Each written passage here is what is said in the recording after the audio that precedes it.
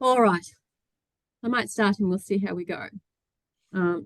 So for those of you who don't know me, and some of you probably don't, my name is Rae Thomas and I'm the Research Education Lead for the Tropical Australian Academic Health Centre. And we're known as TARC to those who know us. But welcome to our very first webinar for 2024 on writing up research to publish. So in 2023, a lot of you were sent through a survey to say what it is that you wanted us to talk to you about and teach you this year. And this was on the list. So here we go. We're starting. And we've got lots lined up. And at the end of the seminar, I'll tell you what's on the next seminar. So you have to wait and hear. All right. Oh, of course, it's not going to work. Right. Okay. I'd like to begin by acknowledging the traditional custodians of the lands on which we meet today. For us here in Townsville, it's the Walgurrukaba and Bindal peoples. I pay my respect to their cultures and their knowledge, and I also pay my respect to their elders past and present. So for those of you who do not know much about TARC, TARC is a research collaboration. It's a NH and MLC Academic Health Centre. And we have 8 member organisations. We have the 5 North Queensland HHSs, so Mackay, Northwest, Torres and Cape, Cairns and Townsville.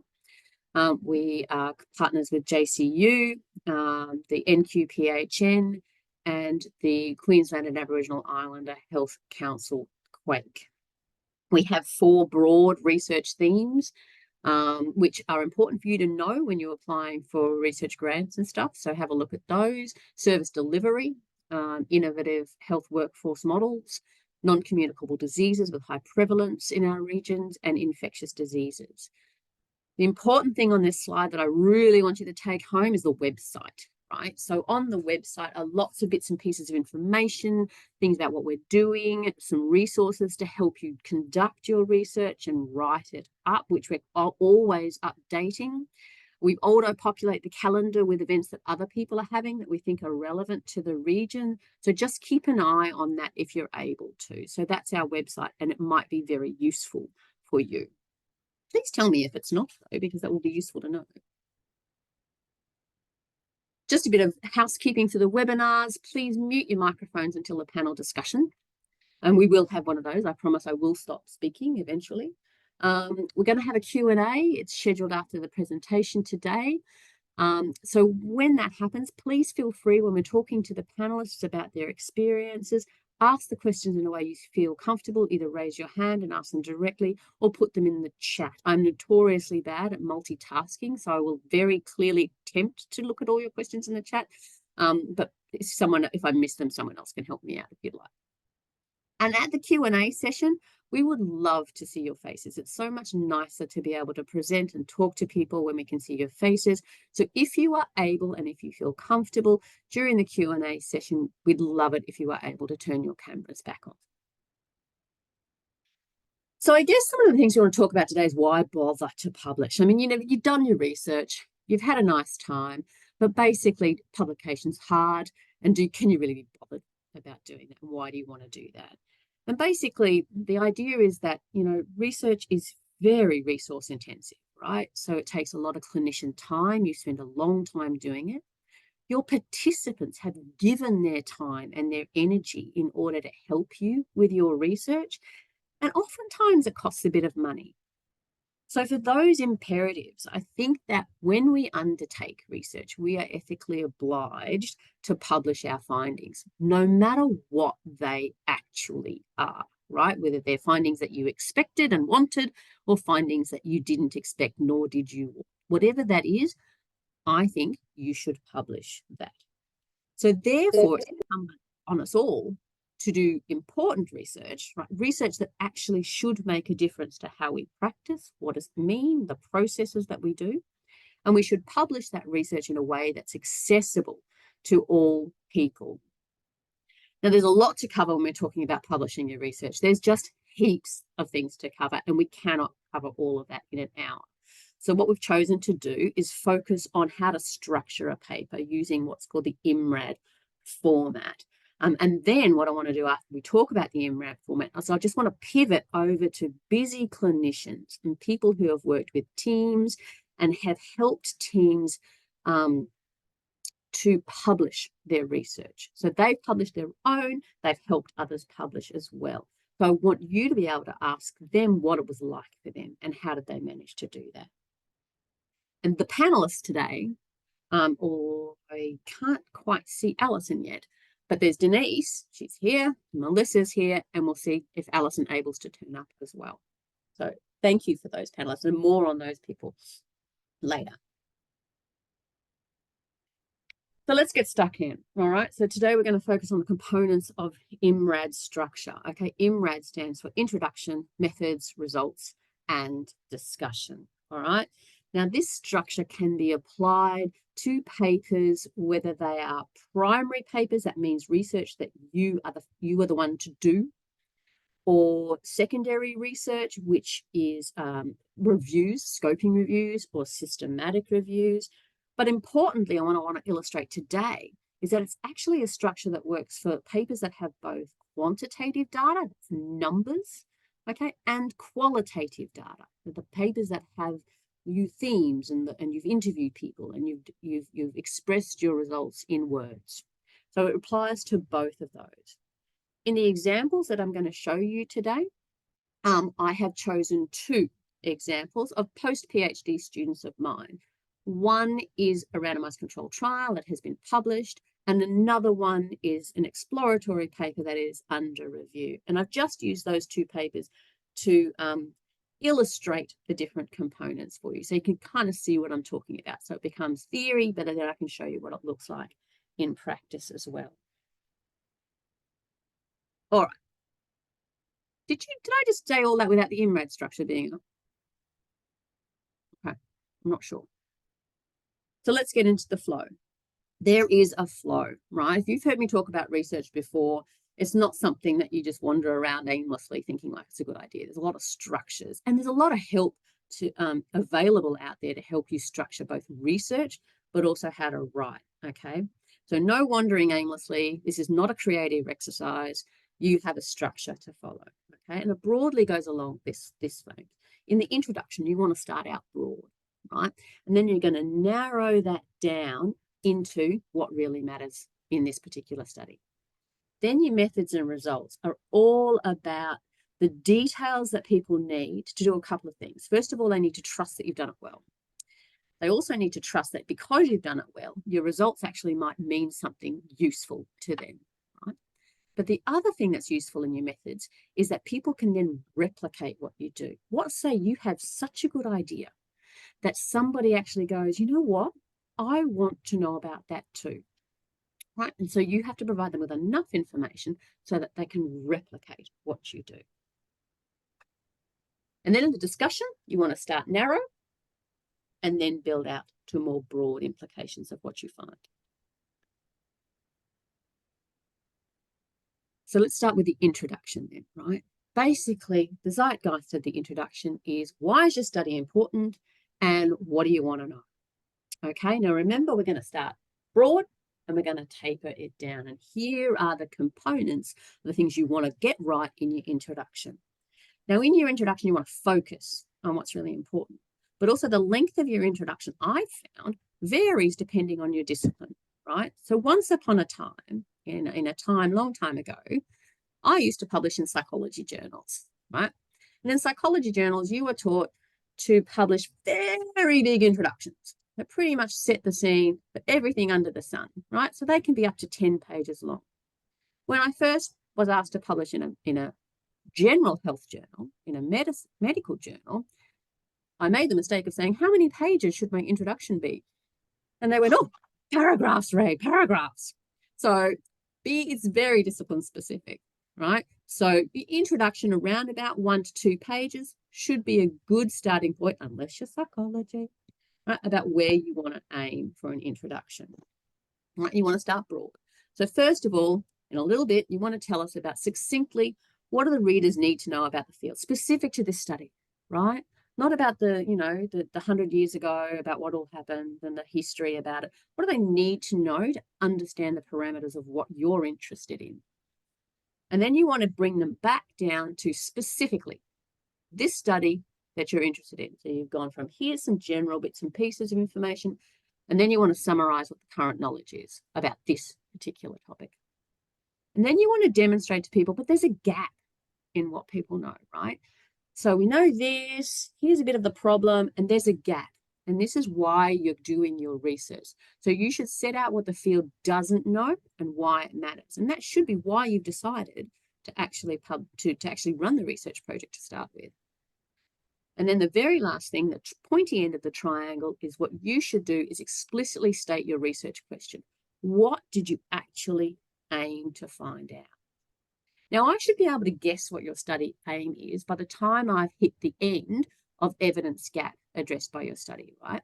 Because you should have been very clearly directing me along this path. So at the time I get to that, it's like, oh, well, of course, we need to know this, right? So you need to show me along the signposts along the way so that when you get to study aim, I'm going, I am with you. I completely understand exactly what you're wanting to do there.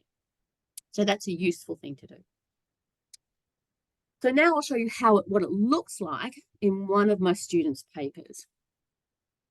So I've done turnabout because I can't show you all the examples for both interventions, right? So this is an example from an intervention research question. Okay, so this is a publication led by Gina Cleo. It's published, and she wanted to know about the effectiveness of weight loss trials in maintenance, right? So she wanted to tell you a bit about that, and she was looking about how effective are habit-based interventions to maintaining weight loss after you've finished a program. So let's see what she said. I've just chosen sentences out of that, and I've highlighted the bits that sort of point to the general issues. So the general background to the problem. So she wanted to know the majority of individuals with overweight or obesity regain 40% of their weight after they finish the program. Okay, that's the general problem. Specific to her study, however, was that habitual behaviours strongly influence health outcomes, and habit-based interventions can be more effective. The evidence gap was, yeah, well, despite the good evidence for short-term effectiveness, we don't know anything about what they're like 6 months after a person finishes an intervention. So by this stage, you should be going, oh, okay, maintaining weight's hard. Habits might be useful to think about, but we don't know whether or not they work long-term. So what she wants to know is, we've conducted a randomized control trial to evaluate effectiveness of 2 habit-based weight loss interventions for weight loss maintenance up to 12 months, right? So she's funneled it all the way down and gone, this is what we want to know. Okay. So what do you want to know in the methods? And the methods is about what did you do and how did you do it? Okay. This is really important for you to be very, very clear in, because we want to be able to replicate it and we want to be able to trust you, right? So replication and transparency are the key words that you want in a methods section. Now, in journals, you're going to have a limit of words, right? Let's pretend you might have 4,000 words in a whole article, okay? And so to tell everybody exactly what you did, probably not enough space. But journals, electronic journals now, or often, usually, mostly have things called appendices or supplementaries that you can put information in. And I'll talk to you about one other thing in the next example. So put that in that space if you don't have enough ability to do it in your methods section. So if we look at study design, that's the first component in a methods section. What kind of study design did you do, right? Was it cross-sectional, observational? What did you do?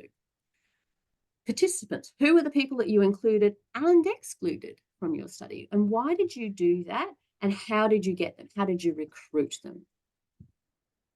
What did you do to them in the intervention? Tell the reader how you did it.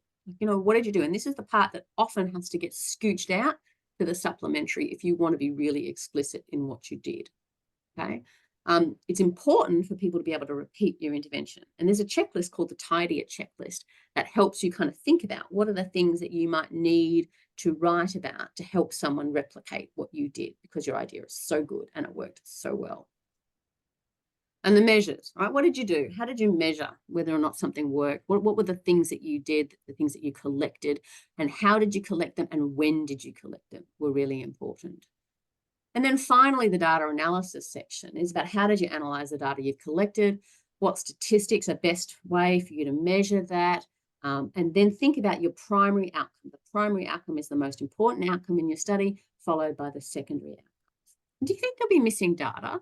Like, do you think there'll be some times when you won't be able to collect that measures? And what are you going to do about that? For those of you who don't know, TARC offers a statistical support service. Go on the website, have a look. So if you're looking at this thinking, I didn't even know what data analysis means, talk to us and we'll be able to help you with that, preferably before you start collecting your measures, though. It's really helpful if you do that first. All right, so let's have an example about what it looks like. And now, right now, we're going to pivot to a phenomena question. So a phenomena question is a question that explores or explains a particular thing, phenomena, right?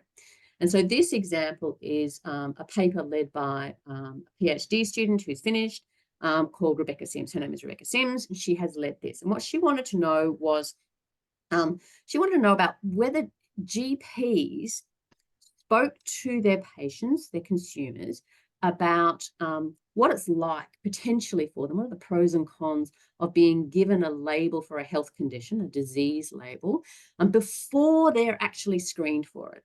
So not after they're screened, but before they're screened. She wanted to know about that. So she interviewed GPs and she interviewed health consumers about whether or not those, and she unpacked themes about that. So this is her study and it's under review. And these are some of the things that she said in the paper. So in her study design, she said, we conducted an exploratory study using semi-structured interviews and focus groups, right? In the participants, she said, we looked at Australian practicing GPs, and then she told me how they were recruited. She also told me how that the health consumers, she told me their age, between 40 and 65, and she also told me how they were recruited, right? Then she asked to tell me, what does she do with the people, right? Okay, so she told me that she conducted 1 hour semi-structured interviews, okay, and she told me who did that. She said RS did that. That was her. Rebecca Sims did that, right? She told me when she conducted them, between May and July 2023, and she told me on what platforms, how. I did them over Zoom, Microsoft Teams, and she told me what she did. She asked the GPs open-ended questions, right? Then she moves on to the focus groups. So the focus groups were for health consumers. She did them, they were 90 minutes in duration. They were conducted via Zoom, and they were facilitated by Rebecca and me, Rae Thomas. Okay. Now you'll notice I deliberately put these bits in for you. There are the blue links in this. Now what she did with her health consumers and her GPs is she wanted them to watch some videos about the pros and cons of being given a health condition label, right? To do that, they had to be standardized. They had to all have the same presentation. So she recorded them. But she's put them somewhere so that people who read her manuscript can go to those videos and see exactly what those people watched, right? So this is a platform called Open Science Framework, okay? And I put a lot of my stuff there. It's free. You can put your protocol there, any videos that you show people. It's a really great resource, and it's free and it's open, okay? So that means you can make it public. So that when her paper is published, it's public, and anybody who has that link can go straight to it and see that particular video, okay? That's why it's transparent. Okay, moving on from the methods, she's also talked about the measures. She did semi-structured interviews and focus groups, the interview guides and all that kind of stuff. She's also put in a supplementary material. So there are numerous places where people can go for more information. Then in her data analysis section, she's told you that she's used NVivo as a platform to analyze, and the way she did that was inductive and iterative thematic approach. Okay, so she's told you how to do that. So in our IMRAD structure, we're up to R now, and we're talking about the results, okay? And we're talking about, here we want to know who participated and what did you find out, okay? Now, in the methods section, you gave us some information about who you wanted to participate, who was eligible to participate. In the results section, it's, yeah, who'd you actually get, right? Who actually participated in your research project? And what were their characteristics? Now, I don't need to know if they have siblings, unless siblings is an important point for your paper, right? So the characteristics here are really about what are the things that are important for people to know about the information that you're presenting in your paper. Now, to be succinct, you put it in words, very succinctly, but there are two places that really pivot home when you're talking about the IMRAD structure, particularly for both quant and qual. You have what's called table 1. Table 1 is usually the characteristics of the participants in your study. Right? If you were doing a scoping review or a systematic review, table 1 is the included studies in your scoping review or systematic review. Right? So table 1 is generally what participated, who participated, and what were their characteristics. The other thing in an intervention study in particular, if you're going to put people into groups, you also do what's called a consort flow diagram. I've got an example of that a little bit further down the track that I'll show you. But there's table 1 and figure 1, okay, that helps you think about how to talk about the people in your groups. And it's a way that they don't count in words either in most journals. So you can sneak those in quite easily and truncate your words for other bits. In the results section, the very next thing you do is you talk about your primary outcome. All right. This is where you describe your most important outcome first, right? Now, this is not the outcome that you think is the most interesting after you've done your analysis, and indeed is the only one that's statistically significant. That is not your primary outcome, unless you're lucky enough and it is. Your primary outcome is the one you told me, and perhaps hopefully in your protocol, that is the most important question for you to answer. That's your primary outcome. The other things that you want to know are called your secondary outcomes, but basically you can have a long list of secondary outcomes, okay? But your primary outcome is not necessarily the only one that's statistically significant, unless you're lucky enough that it's your primary. And then your secondary outcomes after that.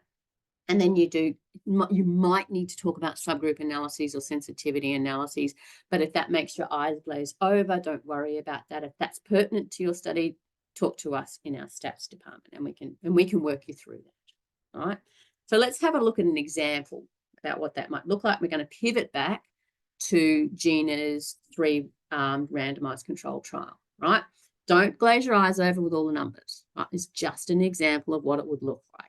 Right, so if Gina's done a 3-arm intervention randomized controlled trial, she's going to tell you who the participants were, right? The participants were baseline characteristics with similar in 3 groups. So all she says, table 1. Scooch over and have a look yourself. I don't need to tell you all about that. That's over there. All right.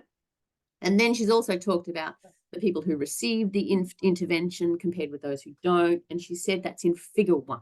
Okay, so she's done a consort flow diagram. So she's given you points to go and have a look about what they looked like, or who were the participants who actually engaged in her study.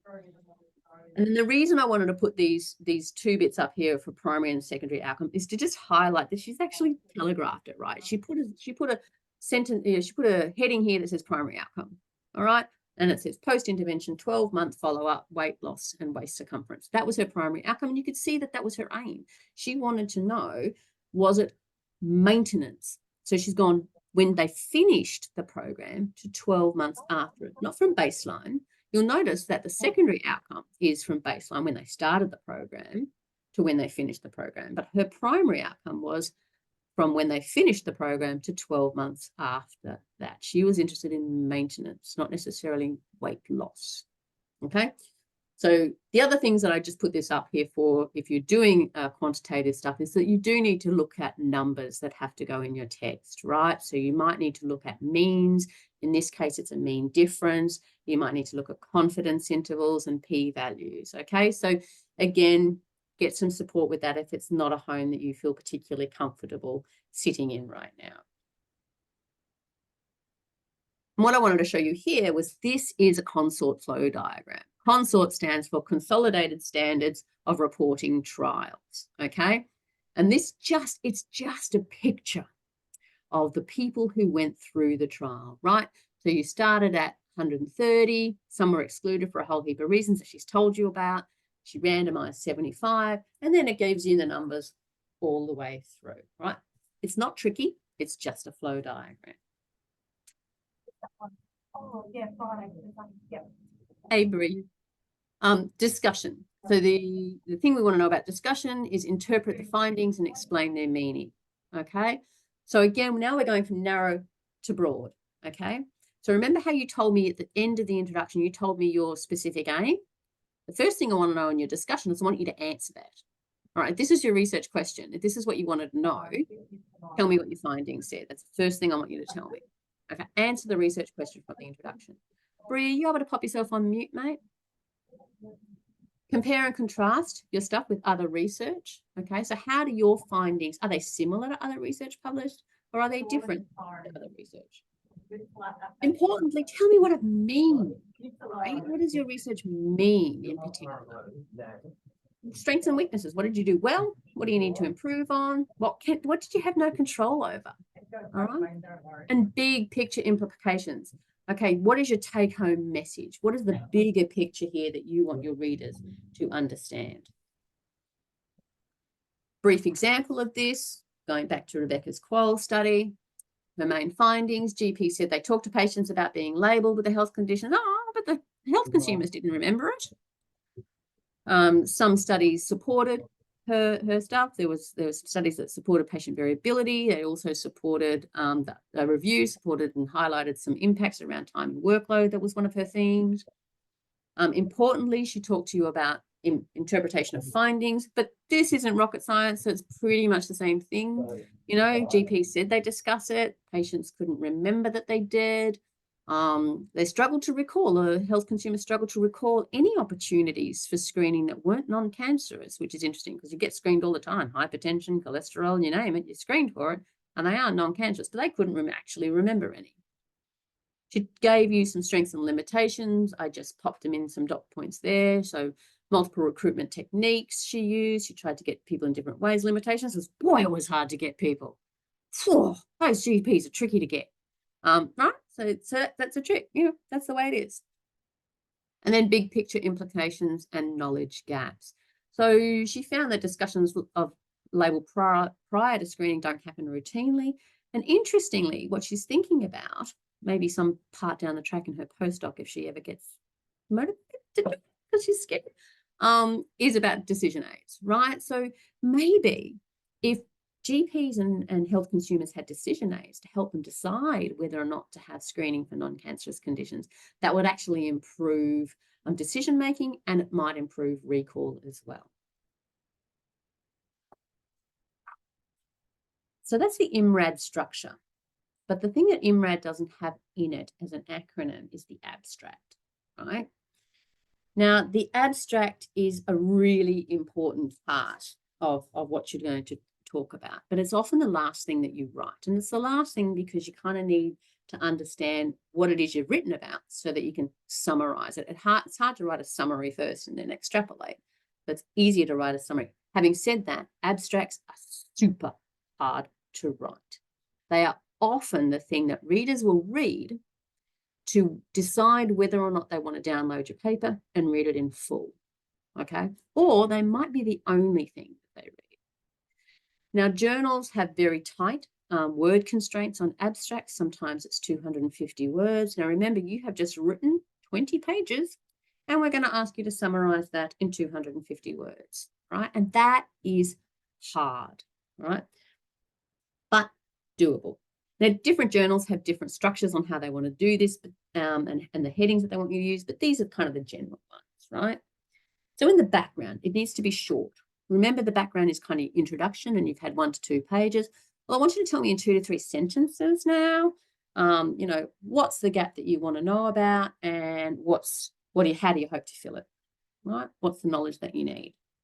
In the methods section, we want you to give us the main methods only and the main, what are your primary outcomes, principally at least, and who have you included? What is your inclusion criteria? So all the big ticket items need to be in that section. Then the results section has to mirror that section. So if you've mentioned, I've measured this in the methods section, then you have to give me the results for that in the results section as well. Okay.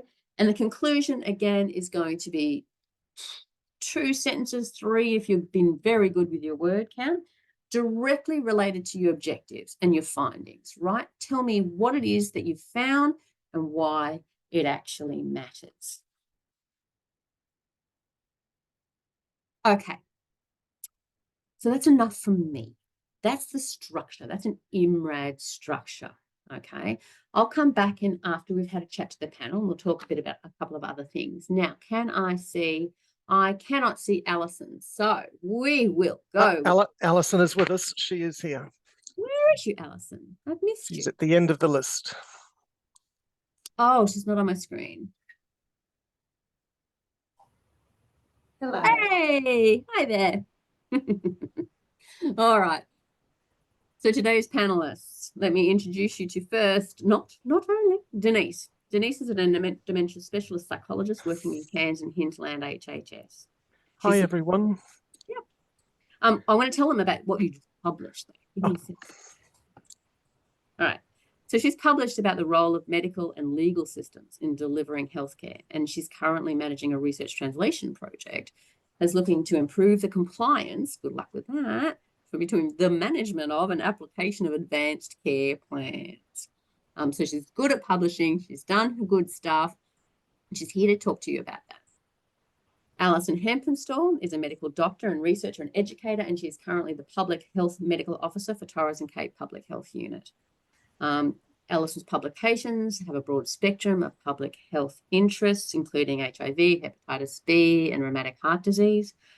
She's instrumental in Torres and Cape, and I've watched her do this by supporting her team who haven't published before to actually publish some research. So I think it was really important to hear how does Alison mentor people who are very scared about how to publish some research, and I think that would be interesting.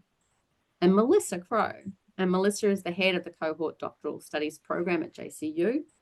Now, the Cohort program supports working health professionals to actually do a higher research degree in their health professionals that's of interest to them. So that's a really pivotal and interesting kind of program to work in, and good and be great if you're interested in doing that to have a look at that program.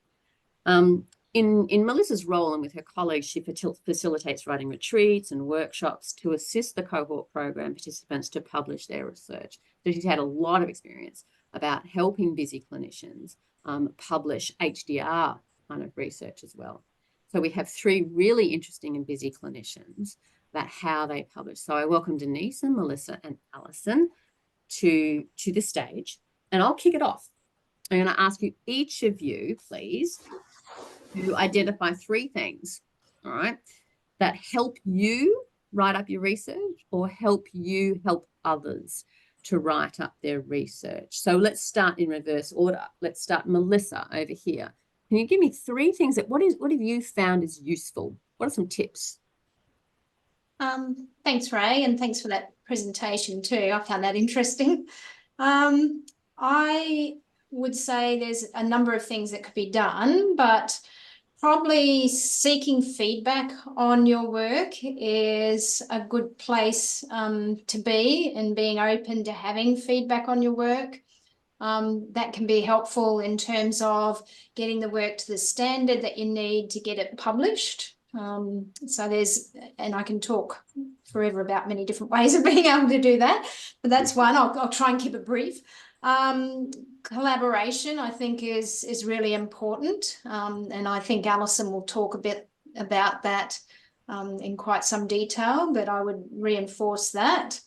And given my own role and background, I think if someone is really keen to know how to do research well, then actually enrolling in a formal degree program or diploma or certificate, because that gives you an instant team to work with and lots of structure and support. So that would be probably 3 of mine, without trying to overlap with what everyone else is going to tell you. Thanks. Hey, listen, by the way, guys, if you have cameras that you're able to turn on, now's a good time. That'd be great. Feel free to do so. Could we stop Alison. sharing too, Rae? Yes, good idea. Except I need to share later. All right. Alison, tell us about your 3 tips. Thanks, Mel. Really good tips. And thanks, Rae. Really interesting presentation. I feel like that's something that would have been really handy for me a number of years ago. It's a shame I didn't see it a decade ago. You know, some tips in getting kind of completing a project and getting a publication is really to look at it like an elephant, but don't eat it in one bite, eat it in lots of small bites. So, you know, if you're undertaking a project where you're starting from scratch, so you've got to look at putting together a methodology, a bit of a project plan, putting it for ethics, and then going through data collection, analysis, and write up. Just focus on kind of that short-term goal of, well, let's just design the project and write up a project methodology or project plan. I think having those kind of breaking it up into smaller goals helps you eat the elephant, but a bite at a time. My second tip would be, when thinking about a publication, you know, start with the end in mind. So if you have a target journal that you want to write it up in, have a look at the author guidelines for how you would write that up, and then frame your draft according to those. They're quite strict, and so there's no point you putting together a draft like how you were taught to write a report at university, or with the previous group that you may have been putting together a publication for, but specifically for the first journal that you hope to publish it at. Now, it may get rejected from that later down the track when you do get to the point where you're submitting it, and you would have to then tailor it to another journal, but starting with that first journal, because they have particular word constraints, subheadings, etc., and you don't want to have to be kind of rewriting it again. And then my third tip would be, try if you can to block out some writing time. And I say this joining this presentation whilst trying to write a funding application in between my meetings today. And I can tell you from that side of the fence, it's very difficult to get your head in the game and write something just a little bit like, you know, at university, you may be writing an assignment or something, to kind of tap in and out of that. But block out a bit of time if that's possible, to really get your head focused on what you're writing. They're my tips, Rae. They're good. And I like the way that we have tips, but sometimes we can't necessarily follow them. Correct. What are yours, Denise? Yeah, look, I encourage people to remember, I agree with everything that's been said by other panelists. And I think not only the end result, but also maintain the rage. You know, what was it that drove you to this thing in the first place? Don't collapse now. So that commitment to academic rigor, which will give you power in the fullness of time. But also, once you've got drafts, can you track down some really critical fresh eyes? And brace yourself, because it can be friendship testing. I have an academic brother who has Asperger's, and it was really hard to take on board his feedback at times, but I learned something every time that I did. And along the same lines, even when you get feedback from journals, and that can be crippling, and sometimes they're even saying, look, we're not going to publish your work, but here's our feedback. There was one occasion for me where it just made a critical difference to the study that I was doing. And I thought, that's the terminology, whatever it was that this person had said, consider whatever. And I thought, that's exactly the concept that I've been struggling with, and I didn't know what it was called. So you've labeled it for me. Thank you so much. And I wrote back to them and said, authentically, you know, I can't thank you enough. And remembering that this, the reviewers would have been doing that probably in their own time as well. And just finally, if you've got a journal in mind, have a look at some of their recent papers and try in your paper to cite somebody who published in their paper. They might like that. You might not manage it all the time, but just do a quick search through their papers and see whether you can link it back to them. And that's probably enough for me. That's great. Anybody else? Who else would like to ask Alison, Denise, and Melissa something about how they've managed to do it?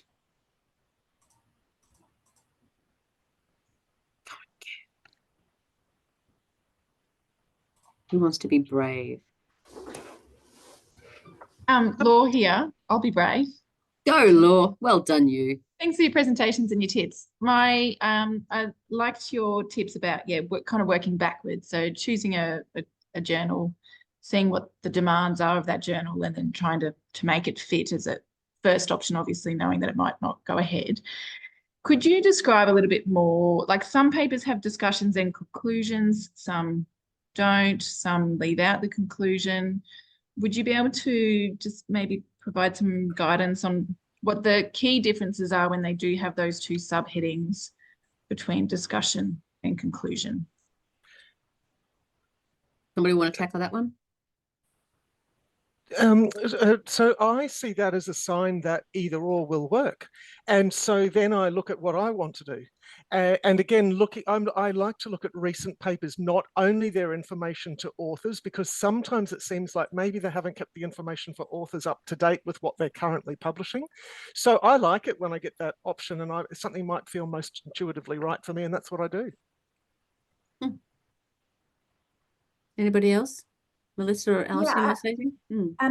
I'd probably say that like my discussion always has a concluding paragraph, and that's when you saw kind of in Rae's pyramid diagram, it kind of goes out to your conclusion. It talks about the broader implications of your research and where to from here. And so for me personally, and I know everyone will be a bit different, my discussion will always have that paragraph. If the journal asks me to put in a conclusion, I just label that. I label my concluding paragraph as a conclusion. Otherwise, it's in the discussion anyway. I've done that. Thank you. Thanks. Michelle, what would you like to ask? I don't know. I'd like to ask something just to sort of make a comment from a clinician's point of view, really. I got funding for an allied health rural generalist position up at Atherton when I was up there, and we did an amazing piece of research over 2 years. And now other pharmacy teams are getting medical research future funds to do the same research, because nobody knows about the research I did at Atherton because I never got it published. And I didn't get it published because I moved from Atherton to Cairns. I was in really busy jobs. And I've been beating myself up ever since, until I think today I had a sudden thought that maybe as a clinician it's actually really, really hard to find time to sit there and write up papers, and that it is really important that we are applying for grants to get funding to come out of our normal workday, so that we can then sit and write papers. Because I think that there has been papers written about how hard it is for clinicians to write papers, and that's where it all falls down. And from my own personal experience, that's really felt, to me, that's just a real loss for pharmacy in the profession, and for the other people on the team that were helping me with that piece of research. It's just a real loss it never got published. And just want to emphasize how important it is to get that time for yourself, and that grants can really, really help with that. Thanks. Thank you, and thank you for today. Yeah. A great presentation. Alison wants to comment. Can I just jump in? Really, really great points. Firstly, let me say, please don't beat yourself up. I certainly know what that feeling is like. I just published something last year that I had done the research on 5 years prior. It is common for there to be long delays for clinician researchers between when they're able to do the project and when it actually gets on print. So don't beat yourself up. Secondly, I think that there is an ultimate untapped resource in pharmacy students, medical students, nursing students who are eager, interested. We need to be teaching them the skills of research, but also they have a little bit more time in their day to help you out with that writing piece than you do. Nice. Right. Sian, what would you like to ask? Thanks, Rae. Question for Alison. Rae, hi. Rae mentioned that you've been doing some support, or you've been supporting your staff to do some research and do some publishing. I don't know if you know, but at Tropical Public Health, we started a research group.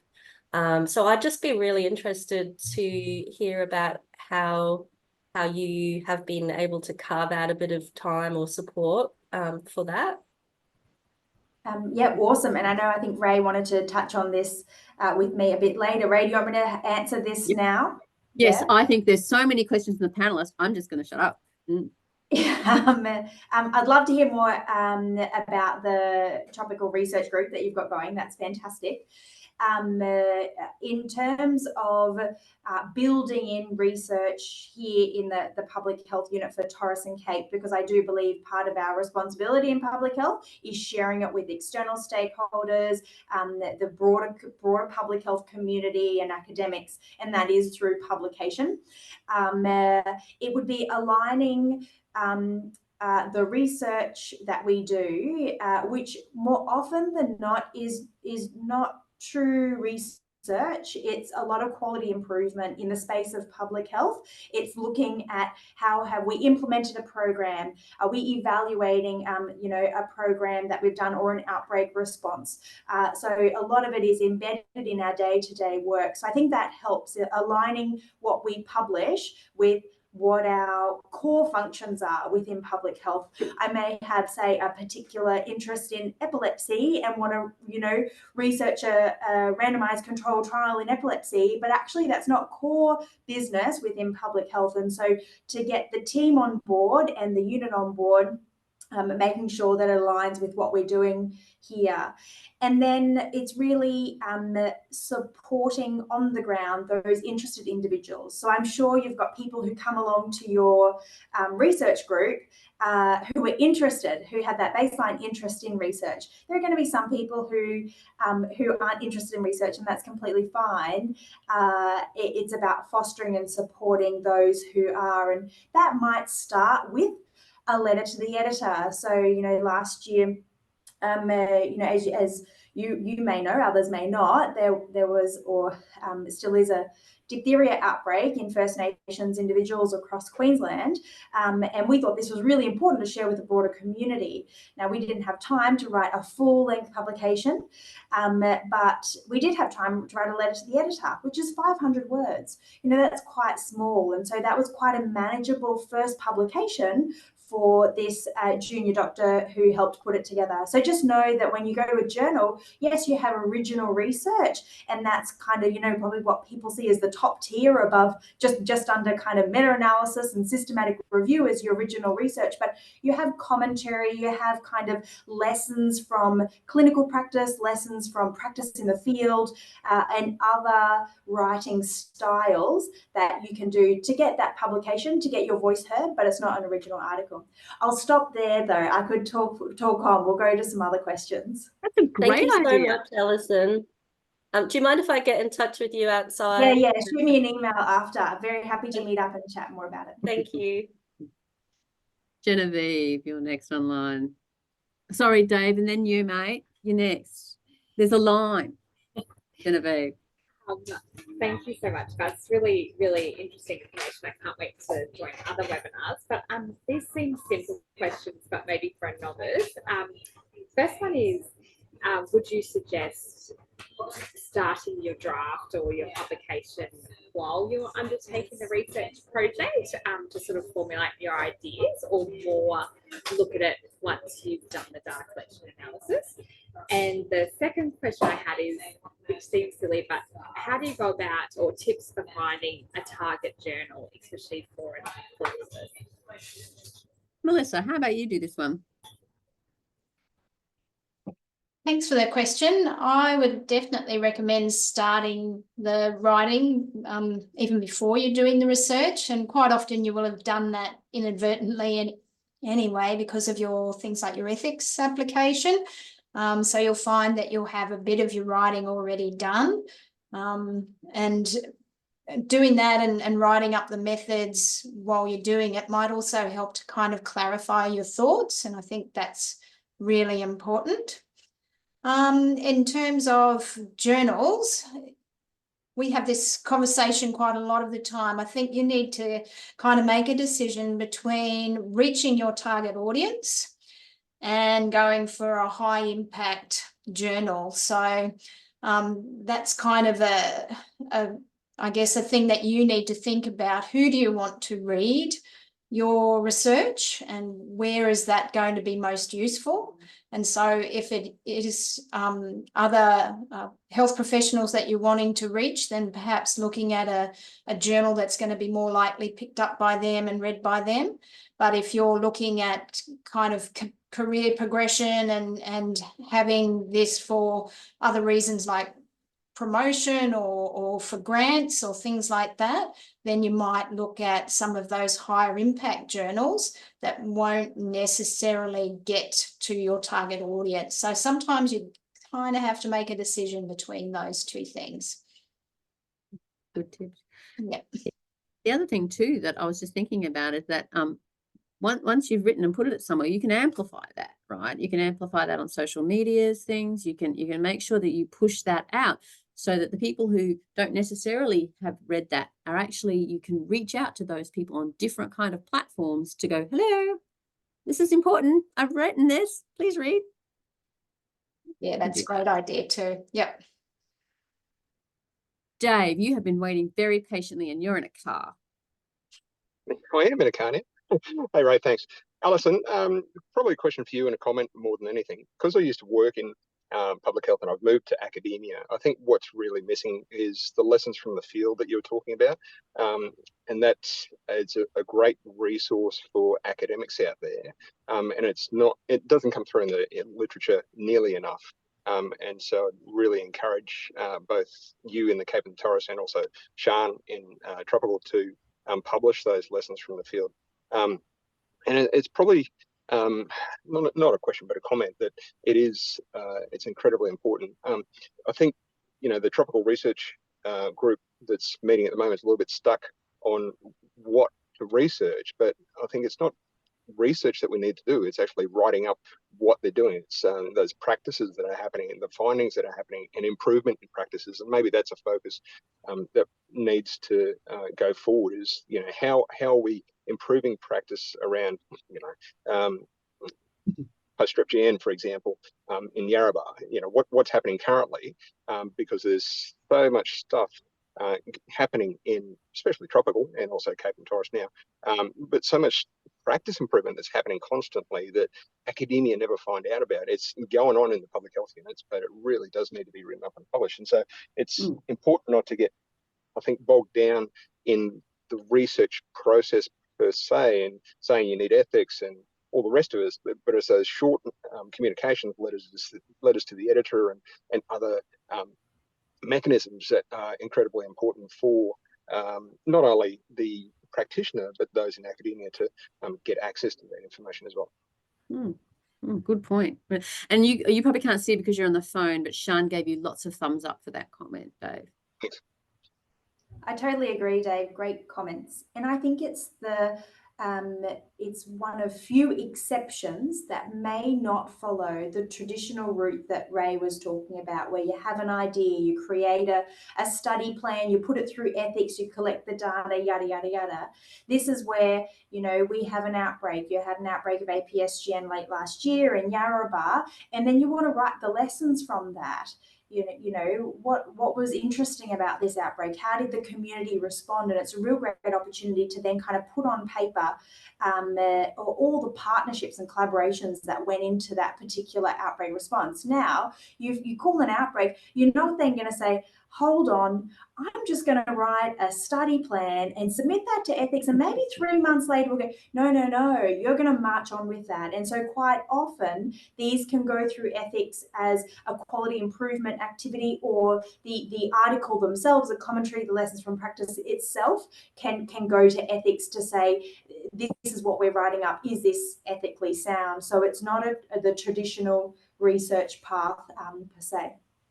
Yeah, I think if we focus on that quality improvement process, especially around public health, like there's a lot of quality improvement that is constantly going on, and there's constant after-action reviews and things, and writing up an after-action review is useful as well in getting that sort of thing published. Yeah. Okay. And can I just add to that? I think it's a great idea, Dave, and thanks for raising it.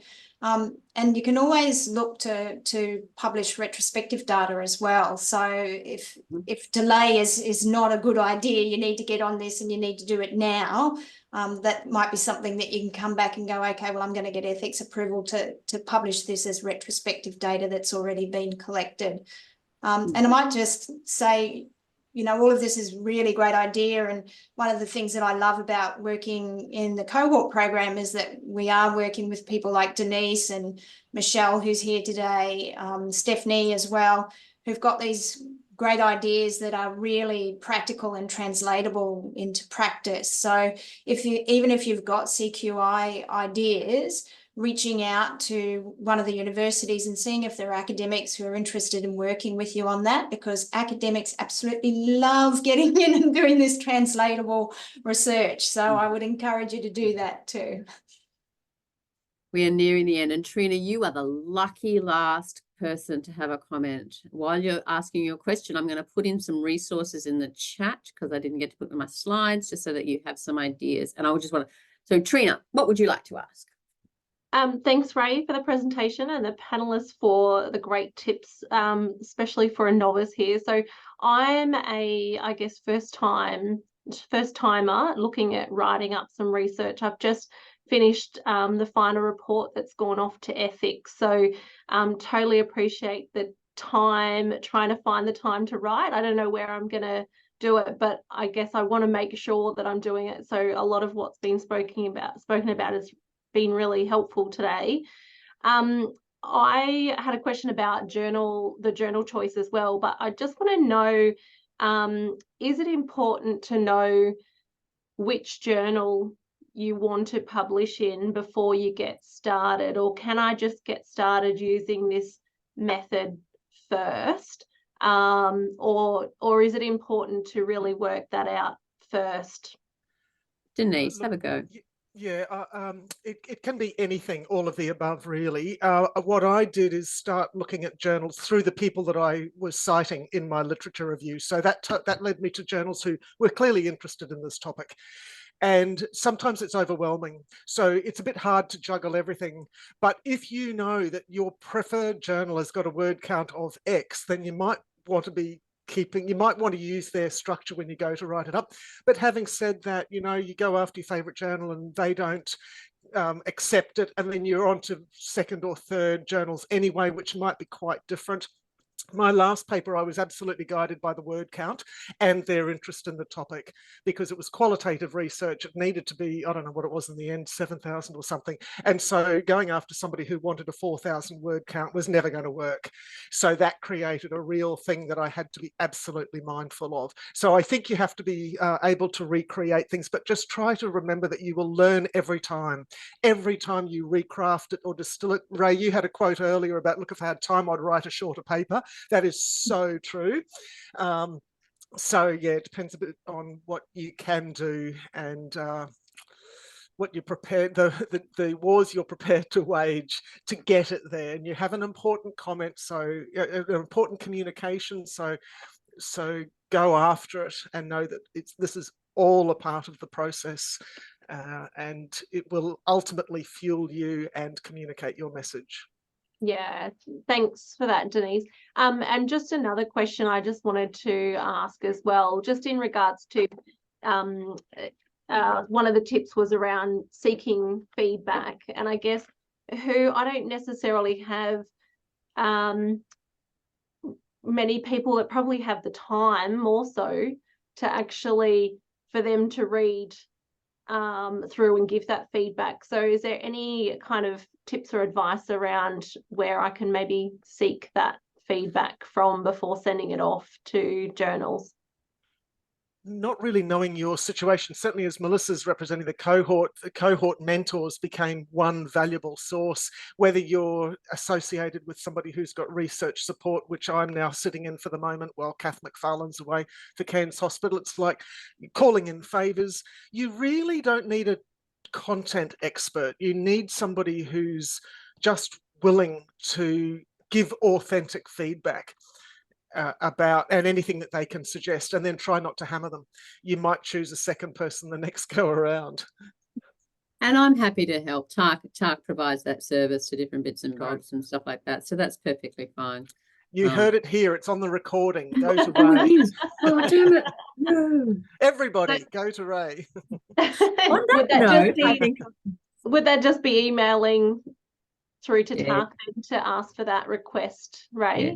And Oh. perhaps you want to say Rae said, and then it'll come straight. I'll make sure I note that. Thank you. Yeah, yeah. Oops. Looking for people with different types of skills too. Yeah. So if you can find someone who's a content expert, that's fabulous. If you know someone who's like a grammar pedant and is really, really very, very good on grammar and sentence structure and flow and all that, then they don't have to have any content expertise as well. But even, an older friend of the family or a grandparent or something like that might actually help in that way too, because they can give you your feedback on that. It doesn't necessarily need to be someone who is a researcher as such. No, not at all. Mm. I'm gonna have to wind up now. And thank you all for coming. That was a great first start to the webinar series for this year. I'm going to give a plug to next month's webinar series, and I'm going to absolutely. Oh, he's left. Has he left? No, Dave's still here. I am totally going to steal Dave's title, right? So the current working title next month, last Wednesday of the month, 1 till 2, we're going to learn about the clinical trials in Northern Queensland. We're going to learn about what kind of things you need to think about, how you might go about doing those. And we're going to call it Lessons from the Field. Thanks, Dave. All right. Thanks heaps, everybody, for coming. Give Thanks, us a yell if everyone. you need anything. Thanks, panelists. Thanks, great people. See You're ya. welcome. Bye. Good luck, everyone.